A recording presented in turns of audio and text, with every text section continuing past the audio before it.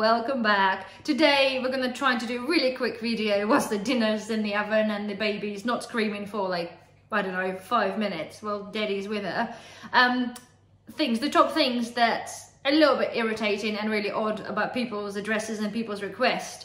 I'll get through this, trying to get this as quick as I can. It's number one, I live in Hedge Street, London. I appreciate this, it's very nice, you live in London, and I appreciate the patriotism of, you know, your country and everything else, but there is normally more than just your street and a London. So please make sure, just, you know, put the address, put actually the full address there. You live there for a while, I'm sure you know where you live.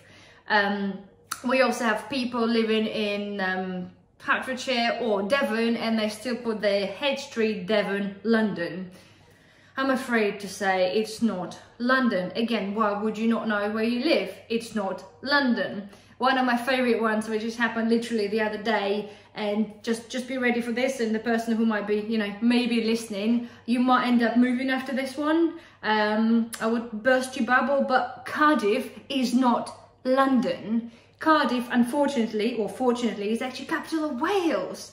So I have no idea why you think the Cardiff comes under London constituency or under London town. It just doesn't. So I'm really sorry. I probably ruined your day.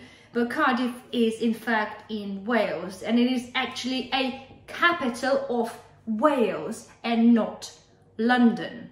So here we are. That's a number one. You call it a pet hate if you wish anyway. Number two, many customers always put a little notes on there, and they say, please let your postman know or your courier know that I'm not going to be available to collect the parcel, so he could leave this in a safe place somewhere. Again, I don't own a courier company. We don't own a courier company as a company. We don't employ our own postman. So unfortunately, I do not know your postman that personally to have his number in my little black book to tell him and text him that unfortunately you're not at home, and so he can do is what you request him to do. We cannot do this, and I'm sure you can appreciate that probably not many companies can. The postmen are employed by Royal Mail, and we cannot get in touch with them to tell them what you want them to know, basically. So number three on the list is the really wicked addresses of it's the red door behind the yellow door through the alleyway on the right after the fence to the top second floor. We have those fairly often, and I must admit they rarely do get there and end up coming back to us. I'm sure when houses and flats been built, there is normally an address, which means you get the number, you get the block name. If you live in a flat, there's a street and there's a town, and obviously there's a country. I don't know what makes people think that because you put a red door on the left through the alleyway, on the top through the fence, second floor, makes you think it's gonna get there. Maybe once it did, but in our 10 years experience, unfortunately they don't. So kindly, it's a good idea just to put your address. It's the flat number blah, block number that, this is the name, this is the address.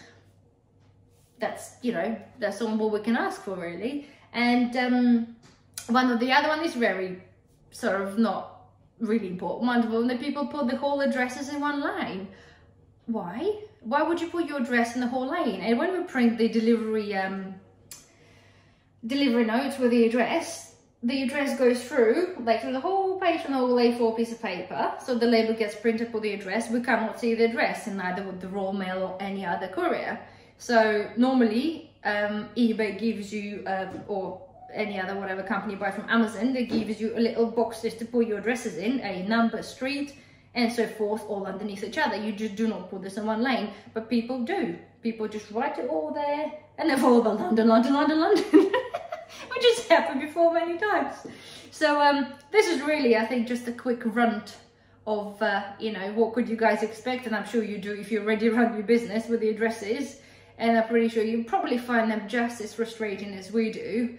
Especially when the people unfortunately don't know that they actually live in Wales, which is totally a different country to England, and they put London as their addresses. That just makes you really think of the mentality of some of the population. But here we are. this is what we've got, and we have to deal with this on a daily basis. We now have to basically check the people's postcodes and check the addresses, because unfortunately some of you don't even know your own postcodes.